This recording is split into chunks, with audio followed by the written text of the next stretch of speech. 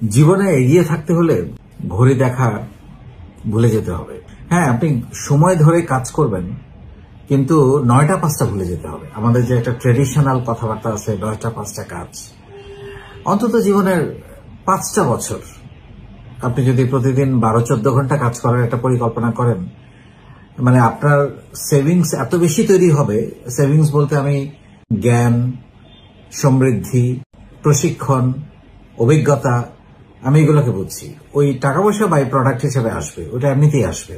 কিন্তু আপনি যদি এটা করতে পারেন, তাহলে এটা এত বেশি বড় হবে যে একসময় দেখবেন যে আপনাকে আর অত পরিশ্রম করা লাগছে না। আর 5 বছর 12-14 ঘন্টা কাজ করলে আপনি একসময় মাল্টিটাস্কিং শিখে যাবেন। তখন আপনি চাইলে একসঙ্গে অনেক কাজ করতে পারবেন, যেটাকে আমরা বলি 24 ঘন্টাকে কিভাবে 48 ঘন্টা বানাতে হয়, সেটা আপনি শিখে যাবেন। কিন্তু এখন প্রশ্ন হলো, 12-14 ঘন্টা আপনি কাজ করলেন, কিন্তু সেটা কতটা কোয়ালিটেটিভ কাজ, সেটাও খুবই গুরুত্বপূর্ণ। মানে আপনি যদি 12-14 ঘন্টা সময় কাটান, সেটা আউটপুট যদি খুবই নিম্নমানের হয়, মানে 8 ঘন্টা কাজের চেয়েও কম হয়, তাহলে সেটা না করাই ভালো। কিন্তু আপনার একই সঙ্গে যেমন বেশি কাজ করতে হবে, তেমনি একই সঙ্গে আপনার কোয়ালিটি অন্যদের চাইতে, মানে অন্যরা 8 ঘন্টায় যেটা করে আপনাকে সেটা 4 ঘন্টায় বা 6 ঘন্টা করতে হবে। এবং আপনি সেই ক্ষেত্রে যদি 6 ঘন্টায় করেন, আপনি যদি 12 ঘন্টা কাজ করেন, তাহলে আপনি 3 গুণ বেশি কাজ করতে পারবেন একদিনে।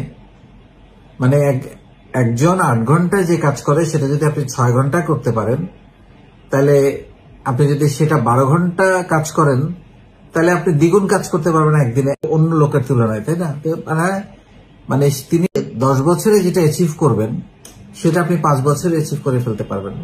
তিনি 2 বছরে যেটা অ্যাচিভ করবেন, সেটা আপনি 1 বছরে করে ফেলতে পারবেন। তাহলে আপনার ইয়েটা অনেক বড় হলো না?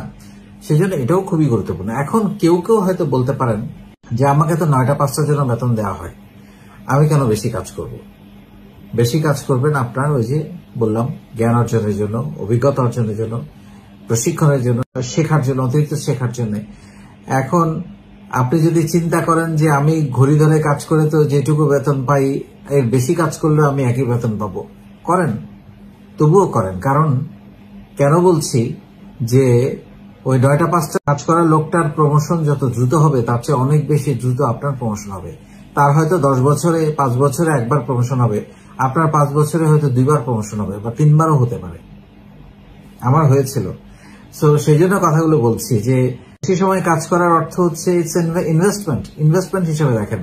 কেউ কেউ আপনাকে হয়তো বলতে পারে লোক দেখানোর জন্য আপনি কাজগুলো করছেন, বা এমডি কে খুশি করার জন্য করছেন। বলুক, আপনি আপনার কাজ শিখে ফেলান। আপনি যে ডিপার্টমেন্টে কাজ করেন শুধুমাত্র সেইটা না, আপনি আরো অন্যান্য যে কাজগুলো অন্যরা জানে, সেগুলো আপনি প্রশিক্ষণ নিয়ে স্কিল ডেভেলপমেন্ট করে বা বেশি সময় কাজ করে আপনি সেটা করতে পারেন। আরেকটা হচ্ছে, হ্যাঁ, আপনি এভাবে আরেকটা করতে পারেন যে আপনি 9টা 5টা বা 9টা 7টা করলেন, বাকি সময়টা স্কিল ডেভেলপমেন্টের সময় দিলেন 1 বছর।